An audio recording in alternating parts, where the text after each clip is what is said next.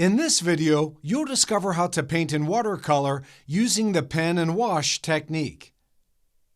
For the purpose of demonstrating the pen and wash painting technique, I will use a waterproof pen to complete a sketch of an apple on watercolor paper. In this case, I am using a black CD marker, which is permanent and quite thin. You can also use a ball pen or a graphite pencil, as long as its marks will stay visible under the paint layers. With the linear drawing in place, I can begin painting in watercolor. The biggest advantage of this technique is that the design and the composition is fully solved at the drawing step.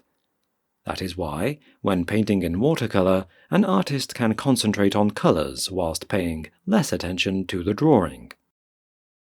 The history of art includes many examples of pen and wash masterpieces, because this technique is very rapid and comes with well-defined drawing that is highlighted with a few colors.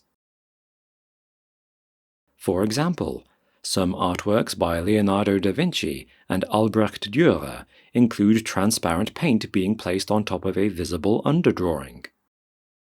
The Principessa portrait, possibly by Leonardo da Vinci, features such a technique.